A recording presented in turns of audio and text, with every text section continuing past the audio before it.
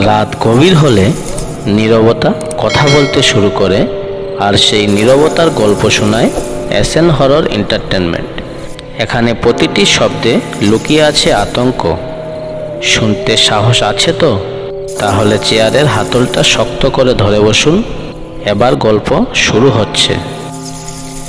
আমাদের আজকের গল্প শববাহী গাড়ি। গ্রামের নাম কালীগঞ্জ। ছোট্ট নিস্তব্ধ ধানক্ষেত আর শালবনের মাঝখানে আটকে থাকা এক ভুলে যাওয়া জনপদ।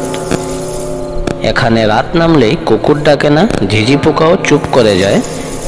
শুধু একটা জিনিস নিয়েই এখনো সবাই ভয়ে থাকে, রাত 12টার গাড়ি। প্রায় 50 বছর আগের কথা। এক ধনী জমিদার ছিলেন, নাম হরিদাস মুখোপাধ্যায়। তার একমাত্র ছেলে অনন্ত এক রাতের ঝড়ে মারা যায়। কিশোর ছেলেটার মৃত্যুর পর থেকেই হরিদাসবাবু পাগল প্রায় হয়ে যায়। ছেলের দেহ নিয়ে উনি শ্মশান পর্যন্ত যেতে পারেননি। পরের দিন দেখা যায় তার গাড়িটা রাস্তায় উল্টে আছে, আর হরিদাসবাবু নিখোঁজ। তারপর থেকে কালীগঞ্জে একটা অদ্ভুত ঘটনা ঘটতে শুরু করে। প্রতি বছর আশ্বিন মাসে, বিশেষ করে অমাবস্যার রাতে, কেউ না কেউ শুনত সেই পুরনো গাড়ির শব্দ।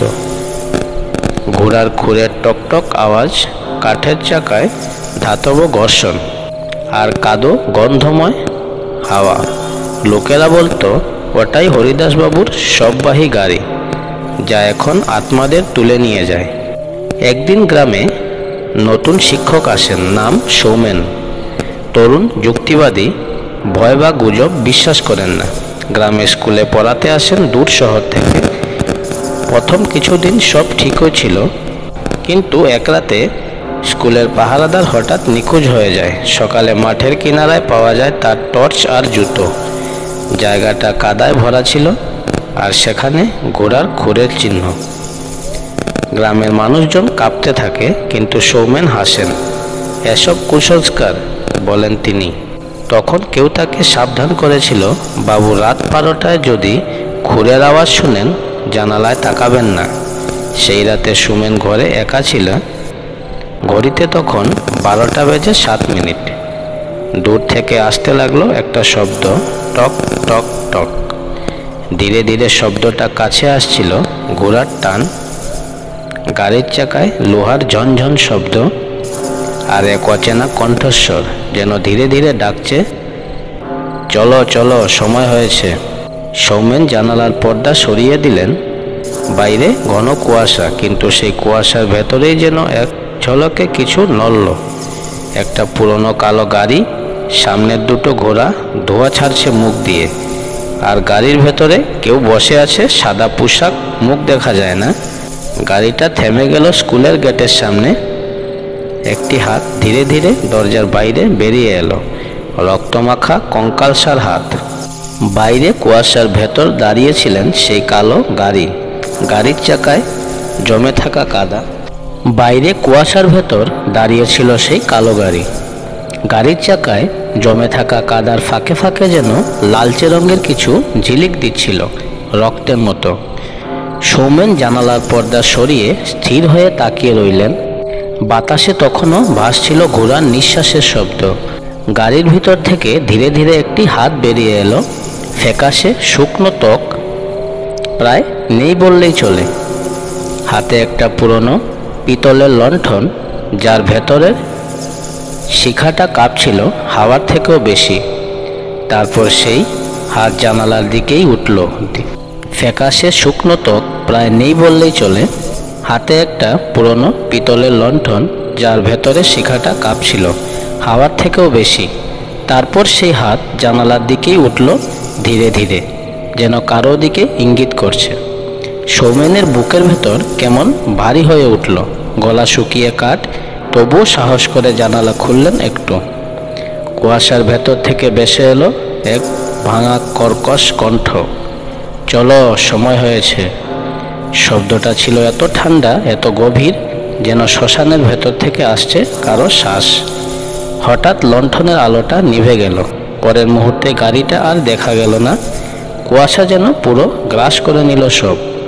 সৌমেন দরজা বন্ধ করে শুয়ে পড়লেন, কিন্তু চোখ বন্ধ করতেই দেখতে পেলেন তার ঘরের ছায়া বদলে যাচ্ছে।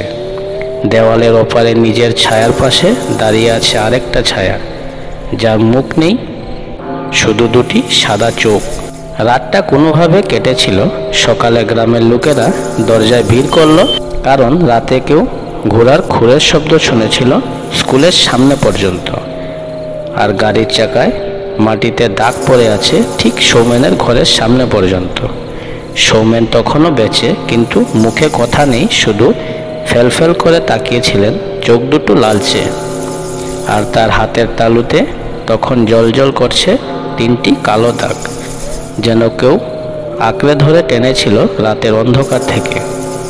সেই দিন থেকে গ্রামের মানুষ বলে শববাহী গাড়ি আর আসে না শুধু অমাবস্যায়, এখন আসে যখন কেউ ভয় মানে না বলে চ্যালেঞ্জ ছুড়ে। আর যদি মাঝরাতে হাওয়ার লোহার ঘর্ষণের আওয়াজ শুনে জেনে রেখো গাড়িটা এখনো খুঁজছে যাত্রী, আর হয়তো এবার সেই যাত্রী তুমি। সেই দিনের পর থেকে সৌমেনের মধ্যে অদ্ভুত পরিবর্তন দেখা গেল। আগের মতো স্কুলে হাসি মুখে আসতেন না, ছাত্রদের চোখে চোখ রাখতেন না। শিক্ষকের বদলে তিনি যেন হয়ে উঠেছিলেন এক নিঃশব্দ পর্যবেক্ষক, যিনি নিজেকেই চিনতে পারছেন না। প্রতিদিন রাতে তার ঘরে আলো জ্বলত, কিন্তু জানালা বন্ধ থাকত। লোকেরা বলতো মাঝরাতে ওর ঘর থেকে শোনা যায় গাড়ির চাকার ধাতব ঘর্ষণের আওয়াজ। কখনো কখনো আবার কারো হাসি, পুরুষ না নারী বোঝা যায় না, কিন্তু সেই হাসিতে এমন এক ঠান্ডা শূন্যতা ছিল যা শুনে পাড়ার কুকুরগুলো পর্যন্ত চুপ মেরে যেত। এক রাতে গ্রামের এক কিশোর সাহস করে স্কুলের পেছনের দিক দিয়ে সৌমেনের ঘরের কাছে গিয়ে দাঁড়ালো। ভেতরে আলো জ্বলছে, পর্দা নড়ছে। কিশোরটি ধীরে ধীরে জানালার দিকে গিয়ে তাকালো, আর সেই মুহূর্তে তাকালো তার চিৎকারে গ্রামের বাতি নিভে গেল। সকালে লোকেরা তাকে পেয়েছিল অজ্ঞান অবস্থায়, তার মুখ সাদা, ঠোঁট নীলচে। সে শুধু একটাই কথা বলছিল বারবার, গাড়িটা ঘরের ভেতর ঢুকে গেছিল। এর পরের দিন সকালে সৌমেনকে আর খুঁজে পাওয়া গেল না। ঘরটা ভেতর থেকে খোলা ছিল, বিছানায় শুধু মাটির ছাপ, আর টেবিলের উপর রাখা ছিল একটা পুরনো খাতা। খাতার প্রথম পাতায় লেখা ছিল, আমি এখন বুঝেছি গাড়িটা কাউকে নিতে আসে না, ও শুধু তাদের ডাকে যারা মৃত্যুকে পরীক্ষা করতে যায়। খাতার শেষ পাতায় রক্তে লেখা তিনটা শব্দ, সময় হয়ে গেছে। সেদিন রাত থেকে কালীগঞ্জ গ্রাম আবার কুয়াশায় ঢেকে যায়। মানুষজন দরজা জানালা বন্ধ রাখে, কারণ আবার ঘোড়ার খুরের শব্দ শুরু হয়েছে, টক টক টক। এক বৃদ্ধা জানালার ফাঁক দিয়ে একবার চোখ বুলিয়ে নিয়েছিলেন। দেখেছিলেন রাস্তার মোড়ে দাঁড়িয়ে আছে সেই পুরনো কালো গাড়ি। ভেতরে কেউ বসে আছে, সাদা পোশাক, মাথা নিচু, চোখ বন্ধ, কিন্তু ঠোঁটে হালকা হাসি। তারপর কুয়াশার ভেতর গাড়িটা মিলিয়ে গেল। শুধু বাতাসে ভেসে রইল সৌমেনের কণ্ঠস্বর, আমি এখন ওদের সঙ্গে যাচ্ছি। তারপর থেকে আর কেউ সাহস করে সেই স্কুলে যায় না। দরজার তালা ঝুলছে, কিন্তু মাঝে মাঝে রাতে শোনা যায় চাকার শব্দ, আর লণ্ঠনের আলো ঝিকমিক করছে স্কুল ঘরের জানালায়। লোকেরা এখন বলে, যে গাড়ি একসময় মৃতদের নিয়ে যেত, এখন সে গাড়ি নিজেই খুঁজে বেড়ায় যাত্রী, যারা বিশ্বাস করে না ভয়কে। আর যদি কোনো রাতে হঠাৎ ঘোড়ার খুরের শব্দ শুনো, এক মুহূর্তও দেরি করো না, আলো নিভিয়ে ফেলো, কারণ শববাহী গাড়ি তোমার দরজার সামনে দাঁড়িয়ে আছে, শুধু একবার ডাকবে, চলো সময় হয়েছে। গল্পটি আজকে এখানেই সমাপ্ত হচ্ছে। গল্পটি আপনাদের কেমন লাগলো কমেন্টে জানাতে ভুলবেন না। আর যদি গল্পটি ভালো লেগে থাকে তাহলে লাইক, কমেন্ট, শেয়ার এবং চ্যানেলটি সাবস্ক্রাইব করে রাখবেন, যাতে এ ধরনের গল্প প্রতিনিয়ত পেতে পারেন। সবাই ভালো থাকবেন, ধন্যবাদ।